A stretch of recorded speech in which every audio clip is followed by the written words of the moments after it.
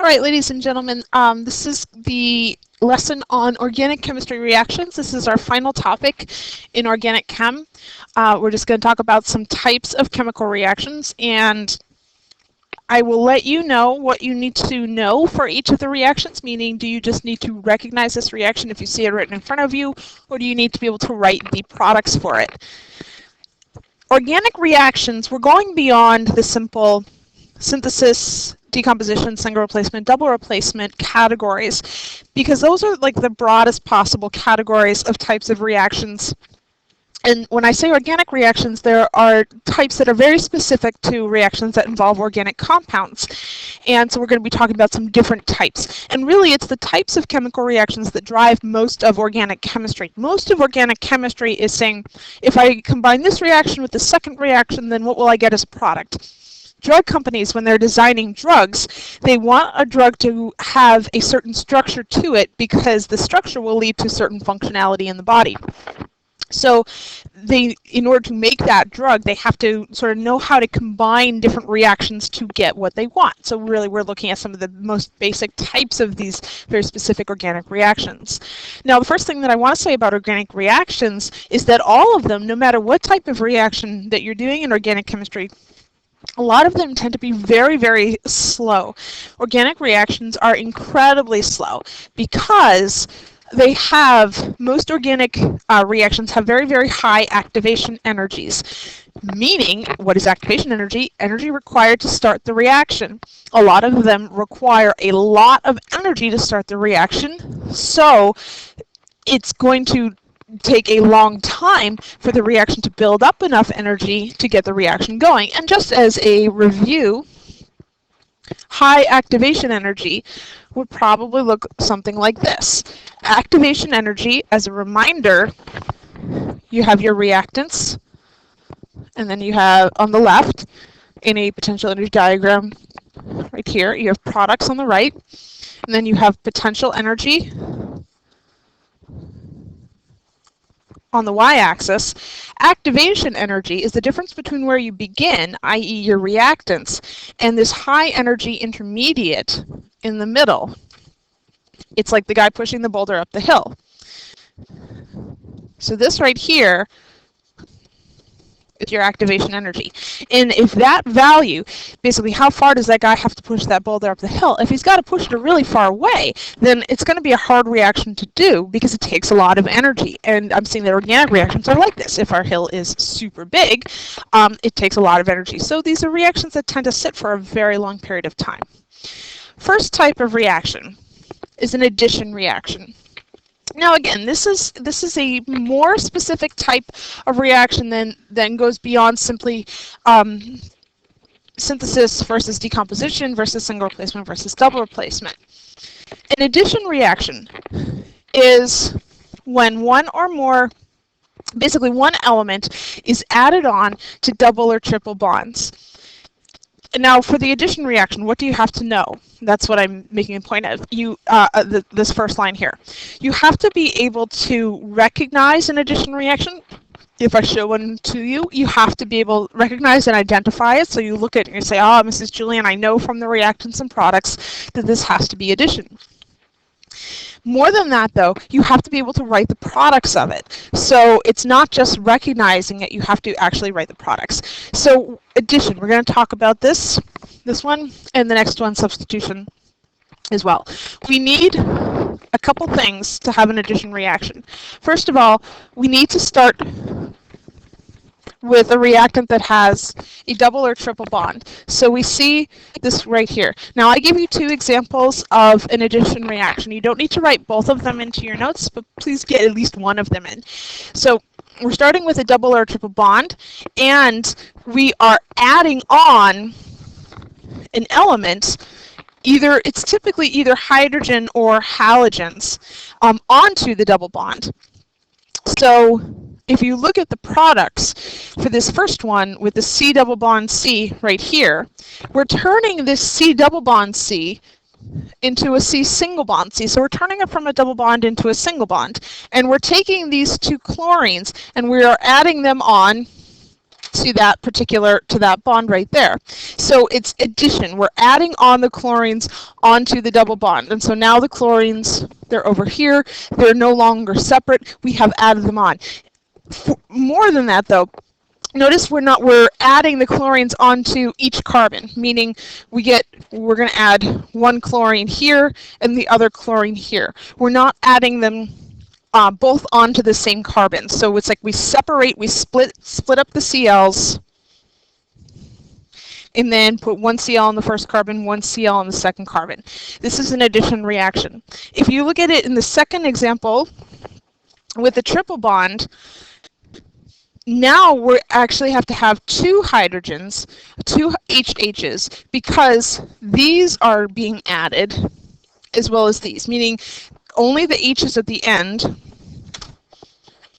this hydrogen right here and this hydrogen right here, are the hydrogens that we started with. So we're actually adding 4 hydrogen atoms total. That's why it says 2H bond H, meaning we have 2 of these things, so a total of 4. We're adding a total of 4 hydrogens onto the triple bond in this case.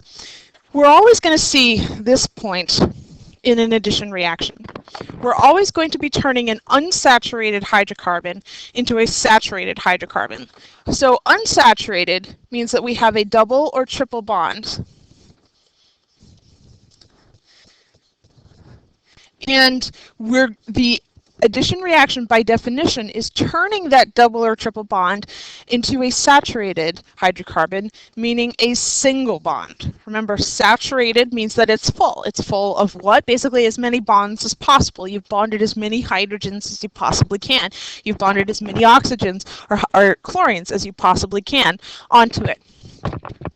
So we're starting out here. This is our unsaturated, and then we're turning it into saturated. Broadly speaking, this is a type of a synthesis reaction because we only have one product. We're starting with 2 reactants, we get 1 product, but it's a very specific type of synthesis reaction for organic chemistry. We're taking a double or single bond and double or triple bond, and we're turning it into a single bond by adding, that's where the addition comes from, adding on hydrogens or adding on halogens. This is a type of reaction that you need to not only recognize and tell me that it's addition, but you need to be able to draw the products for it. So know that you're just, all you need to do to draw the products is just take the double or triple bond, turn it into a single bond, and then just add on the other stuff. In this case, we were adding on chlorine, right? So we're just going to add on some Cls. In this case, we're adding on hydrogen, so okay, just make everything hydrogen. Substitution. Addition and substitution are really the big two that you need to know. So you can put a star next to these two. These are the 2 most important ones. The substitution reaction, like the addition reaction, you have to be able to recognize, and identify. So it's not just enough to tell me that it's substitution. You also need to write the products for it. Substitution, well, if you think of what's happening today, and substitute teacher, a substitute is someone who takes the place of something, right? So in a substitution reaction, we kind of get the same thing happening. One thing is replaced by another thing. It's not synthesis, it's replacement. It's going to be kind of like a single replacement or possibly double replacement reaction. What's happening in terms of the organic chemistry? You have to start with an alkane. That's a key point. Not an alkene or an alkyne. Not like that last time, not like addition where we're starting with a double or a triple bond. Now we're starting with a single bond, an alkane.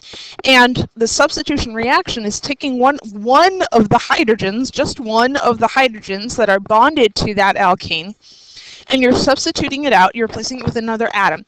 Very, very typically, that other atom is going to be a halogen. We tend to see substitution reactions with chlorine, with bromine, with fluorine. So we're turning that alkane into a halocarbon. This is the example, and I do want you to write this down. Substitution reaction. This is our alkane that we're starting with. And then we've got the halogen, because we're very typically doing this with halogens, this will be substituted, meaning we're going to replace one of the hydrogens on the alkane with the halogen.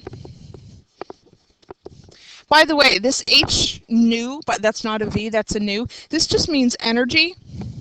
So this is saying that you want this reaction to happen, you have to really heat it up, or make sure you're supplying a lot of energy to it, because it's not going to happen on its own.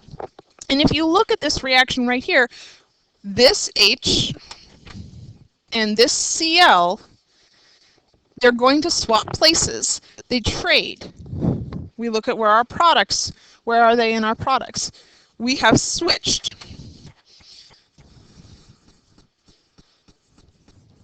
This is substitution.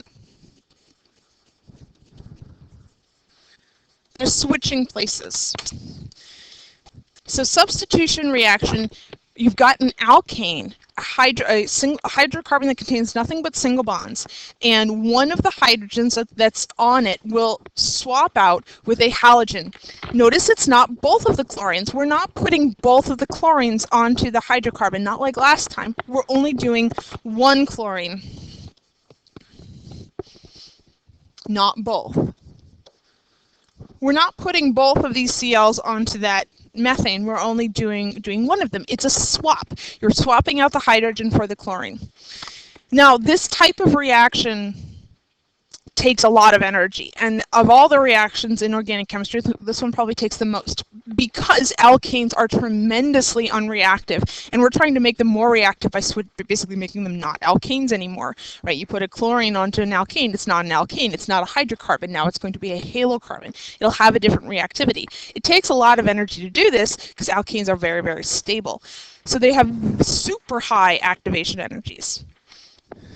And point, like I made at the very beginning, substitution reactions only involve alkanes. If it's an alkene or an alkyne, it's not a substitution reaction.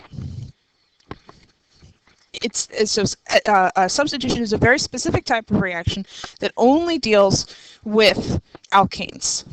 How do you make an alkane not an alkane anymore? How do you make it a halocarbon instead? You use a substitution reaction.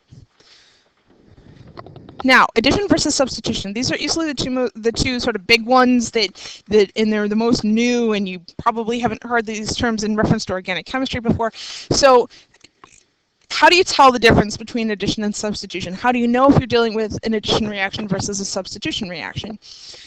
There are some key points.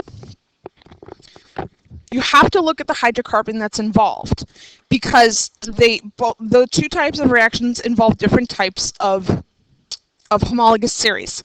If we have an unsaturated hydrocarbon as a reactant, when I say look at the hydrocarbon, I mean on the reactant side. If it's unsaturated, meaning alkene or alkyne, that double or triple bond, right? Double or triple. It has to be an addition reaction. I kind of remember that by vowel, vowel. It has to be addition. You're adding on to that double or triple bond. You're making it into a single bond, and you're going to take it all the way from either double or triple to single. If the hydrocarbon that we're dealing with on the reactant side is a saturated hydrocarbon, then, meaning saturated, this is our alkane, nothing but single bonds, then it has to be a substitution reaction. Now this one, blessedly, is fairly easy to remember. Saturated hydrocarbon on the reactant side, we're going to have a substitution reaction. How do you know if it's a saturated hydrocarbon? If it contains nothing but single bonds. So our saturated hydrocarbon participates in substitution reactions where, like the name says, we are swapping out one atom for another atom, and we're going to have multiple products. So saturated, single bonds, substitution. This example right here is what I mean when I say you have to be able to draw the products of addition and substitution reactions. It's not enough just to recognize, you have to be able to actually carry it through. And ethane plus Cl2 versus ethene plus Cl2. This would be an example. I could say, and I wouldn't even have to tell you what type of reaction it is. I'd just say, hey, it's an organic reaction. Ethane plus Cl2. What are the products? What type of reaction is it? Go. First thing that you should do is draw everything, because you can't really tell what's going to happen until everything is drawn. So figure it out. How do you figure it out? Draw it. A lot of drawing in organic chemistry. So we're going to draw these specifically because I just gave you the name ethane. Now ethane, F means 2 carbons, ane means single bond. So I'm going to have 2 carbons connected with a single bond. And I'm going to specifically draw on the hydrogens here. And then we are adding to it Cl2. So I'm going to draw the Cl and Cl. The Cl is bonded to one another. And then on the bottom, we've got ethene plus Cl2. Well, ethene, it's still 2 carbons, but it has that ene ending, and ene means alkene, and that indicates a double bond. So this is a C now with 2 H's instead of 3 H's. And the Cl's. First things first, you want to draw the products to this reaction. You have to figure out what type of reaction it is. You can't draw the products unless you identify type. How do you identify type? This slide right here. This slide right here is all about identifying type. So I've got ethane plus chlorine versus ethene plus chlorine. One of these is addition, one of these is substitution. Remember, substitution, saturated hydrocarbons. What are saturated hydrocarbons? Single bonds. So my single bonded hydrocarbon right here, this is going to be a substitution reaction. Addition reactions, on the other hand, involve unsaturated hydrocarbons. Unsaturated hydrocarbons, double or single bonds. That's my double bond right there, so this is going to be an addition reaction. Now that we know which is which, that this top one, because it's got a single bond, is going to be substitution, single bonded hydrocarbons, substitution. And the other one, because it's got a multiple bond, unsaturated, it's going to be addition. We can use what we know about substitution in addition to draw the products. Substitution is exactly what the name says. You are substituting one atom, meaning the chlorine, onto the hydrocarbon. So if we're drawing a substitution reaction, all we're going to do is have these two things swap places. They substitute places. So drawing products, this is going to turn into C bonded to carbon. I'm keeping 5 of the 6 H's, but instead of being bonded to an H on one side, I'm going to have 1 chlorine. And I have a second product. That hydrogen swapped places. So notice I have 2 products in substitution. Now, drawing the products for addition. The definition of addition, you are adding on. So we're going to have just one product, right? It's a type of synthesis reaction. The first chlorine gets added onto the first carbon. The second chlorine gets added onto the second carbon. It's addition. You are adding the stuff on. We're only going to have one product, so this is going to turn into C single bonded to C. You're turning double into single, or you're turning triple into single. H, the 2 H's.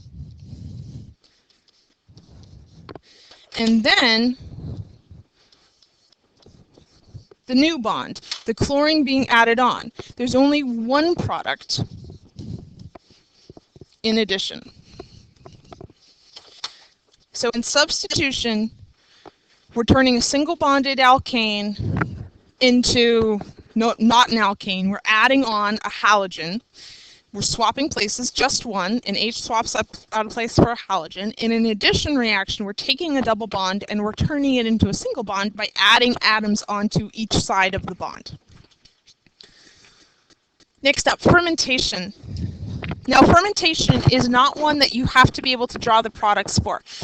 What you need to do with fermentation is simply recognize and identify it. Meaning, if I put a reaction in front of you, you can tell me, is it not fermentation or is it fermentation? You can successfully identify it as being either yes, this is fermentation, or no, it's not fermentation. So you don't need to actually draw the products. As the name implies, with a name like fermentation, you are in fact fermenting things. And what is fermenting? You are making an alcohol. That is the definition of fermentation, production of an alcohol.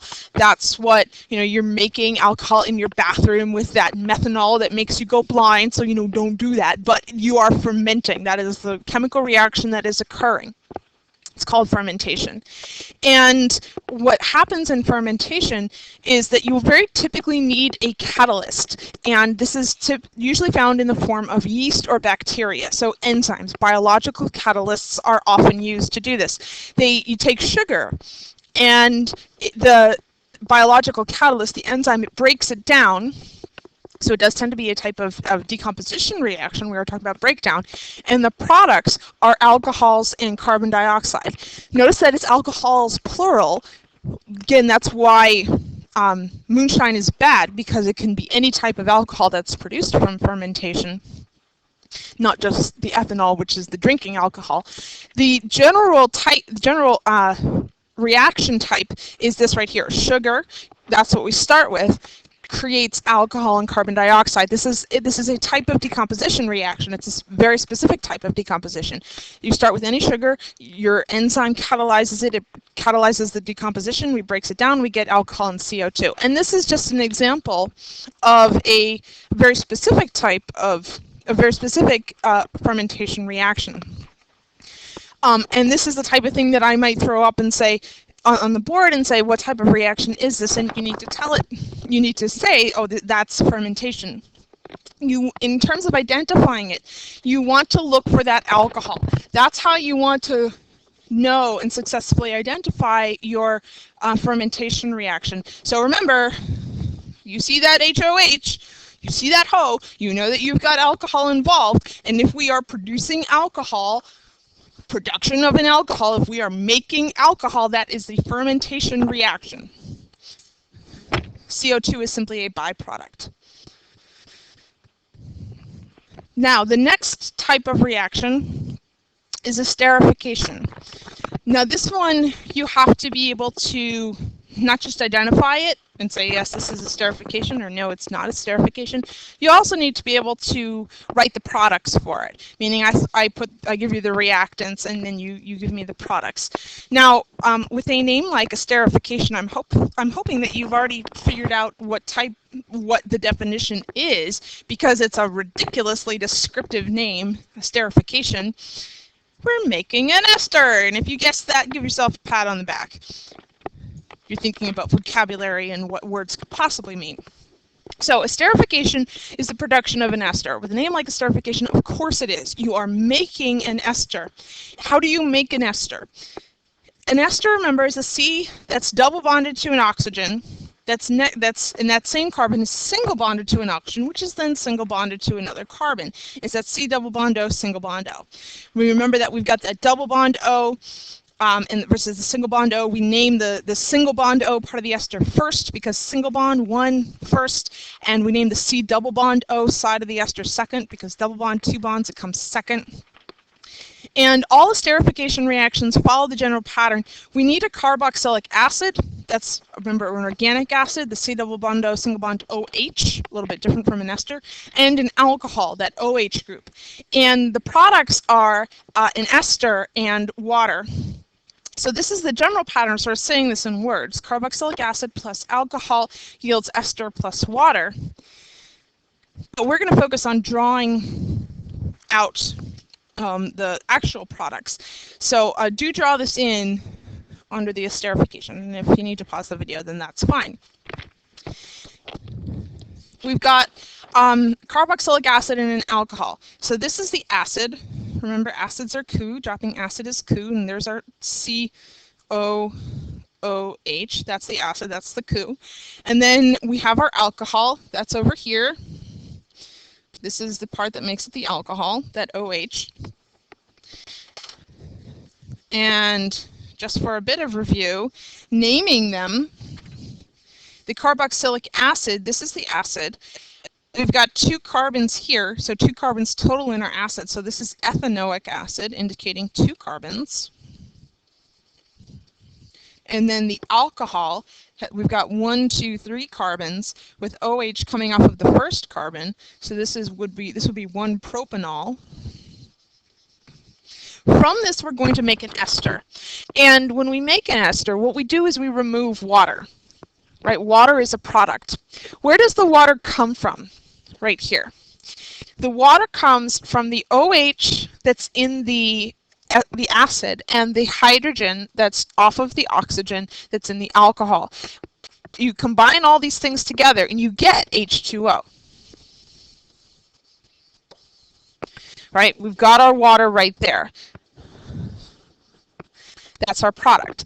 What this leaves behind, though, is going to be the ester, because once that water goes away, that means that we're going to break this bond right here in the carboxylic acid. We're going to break that bond right there in the alcohol, meaning we've got 2 broken bonds that are very unstable, and they're looking to find a way to stabilize one another, meaning they are going to bond to one another. So now this carbon is going to form a bond with this oxygen and basically bring the rest of the molecule along in tow.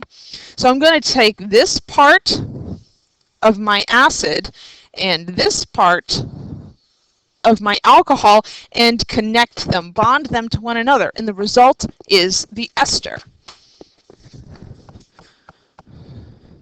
which is precisely what this over here on the right is. This bit right here comes from the acid, and this bit right here comes from the alcohol. When you combine them together, we get the ester, hence esterification. So basically, what you need to know in terms of drawing the actual products of this on your own is right here. Remove water.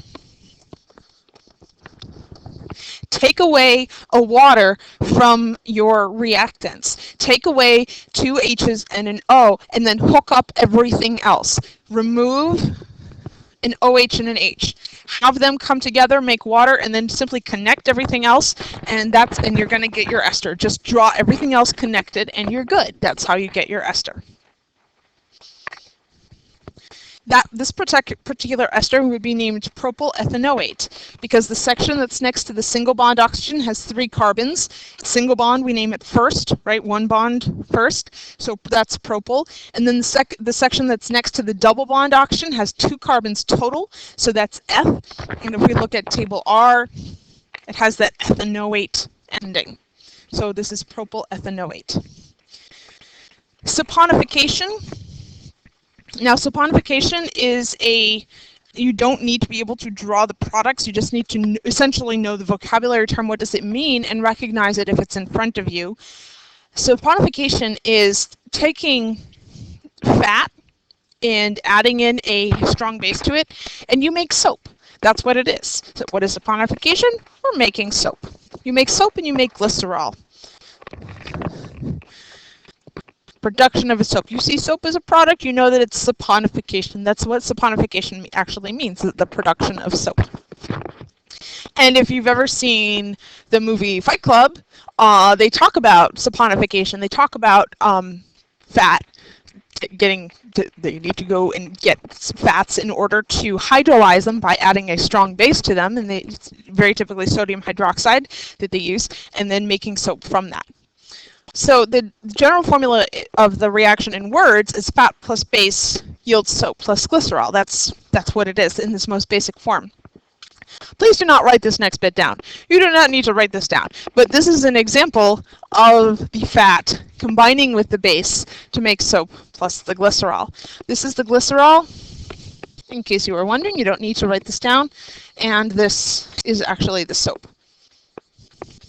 So this is the fat, and this is our base, which we know. We've seen that before, sodium hydroxide. And combustion, second to last one. Combustion, I'm going to go through kind of quickly because we've seen it before as a type of reaction, because I believe it belongs not just in organic chemistry, but in overall types of reactions. So you need to be able to write it, you need to be able to recognize and ID it, but you've been writing combustion reactions previously, you've been already identifying them, so this one isn't new. The definition of combustion means combining with oxygen, that's all it is. And when you combine with oxygen, very typically a lot of energy is released. Energy is released in the form of heat and light, which is why we see flames and why we associated it with burning. But really combustion, all it is in its simplest form is combining with oxygen. Now, when you combust organic compounds, meaning carbon-based compounds, what this entire unit is all about, the products are, hopefully you remember, carbon dioxide and water. And those are the only products. And this is typically how you will identify a combustion reaction. Are those the only products? Is nothing else a product? Is it just CO2 and H2O? If so, then yes, you've got combustion. Is oxygen a reactant, right? Combining with oxygen, so O2 is a reactant. We have to have that as well. So an example of a combustion reaction, our most simple combustion reaction, take methane, our most simple organic compound, CH4. We add oxygen to it right here. This is a vital part of our combustion reaction, and we get CO2 and H2O.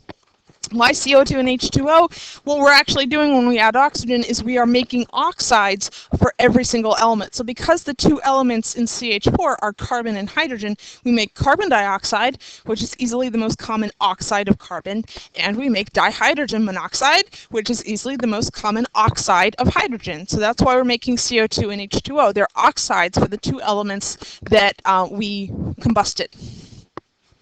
And then the last one, polymerization reactions. Polymerization reactions, you don't need to write the products for. You just need to be able to recognize them and essentially know what the vocabulary term means. A polymer, hopefully you've heard the term polymer before or polymerization before, but poly as a prefix means many, and a polymer by definition is a linked chain of many sort of small units. So polymerization is a process by which we take basically small things that we call monomers, mono meaning like one, and we link them all together to form a very, very large chain. That's polymerization. It's essentially the same idea as making those construction paper chains, you know, where you take a strip of construction paper and you fold it into a circle and you glue it or staple it and keep it as a circle, and then you link another one onto it and you make this big chain. Maybe you had it at your house at the holidays. But that's polymerization. You're taking small repeating units and linking them together to make one very, very, very long chain. This is found all over the place in society. When we found a way to make polymers commercially viable, to produce polymers on a massive level, everything about society changed because basically it introduced plastic.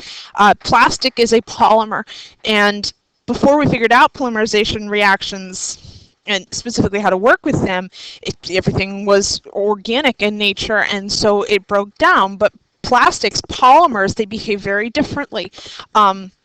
They're still organic, but they have very different properties because they're so incredibly long. So plastics, rubber, nylon, Teflon, PVC piping, all of these are examples of polymers that are very, very commonly used in society. This is an example of a polymer reaction that I'd like you to write in. Basically, what I want you to notice is that we're starting with something very small. This would be our monomer, and we are linking it together to create a polymer.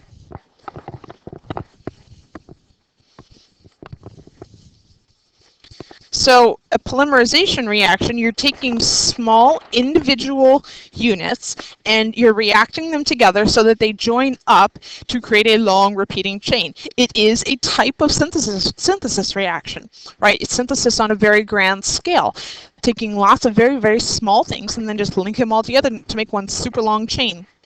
That's a polymerization reaction. There are two general types of polymerization reactions, meaning basically there are multiple ways to do this. How do you get these monomers to link up? Couple different ways. There's addition polymerization, which is the example that was just shown, where you take, literally, you just keep on adding the small polymers onto the chain, right? Addition, you notice that double bond. It's that same addition that we're actually referencing from earlier, where you're adding on to the double bond. That's the type of polymerization. And then there's condensation polymerization. Now, condensation, as a word, means, right, we know that it means in terms of phase changes, a gas turning into a liquid. In terms of organic chemistry, however, condensation, we're talking about a very specific liquid. We're talking about water. And condensation in organic chemistry refers to the removal of water. So if you take water out of two different reactions, much in the way that we did in the esterification reaction, remove a water, it's called condensation, will force other things to link together in the absence of that H2O that you just removed. So that's condensation polymerization. Water will be a byproduct of a condensation polymerization. You'll sort of wind up with more water than you might have started with because you created some by removing it. And this is also sometimes called a dehydration synthesis, right? Like hydrate means that you've got lots of water. So if you dehydrate, that means that water was removed. If you're feeling dehydrated, it means too much water has left your body. You don't have enough water in it. So it's a removal of water. Nylon as a polymer is actually made through condensation polymerization, removal of water to hook up all the individual monomers. So that's all that there is for the reaction material. In the remainder of the time, I want you to work on the reactions homework. There's just a front sheet, but it's asking different questions about these types of reactions. Please use your notes. Now, some of these reactions, like fermentation and saponification, and polymerization, you just sort of need to know what the vocabulary word means enough to the point of being able to recognize the reaction if I give you the whole thing. But other types of reactions, addition versus substitution, writing esterification reactions, you have to actually be able to draw the products, and that's what's on this worksheet. So use your notes. Make sure you've got good notes and refer back to them when you're looking on, when you're working on that sheet. And that will be due when we come back from break, so from the long weekend. Make sure you get your pink matter and energy review sheet in by the end of the day as well.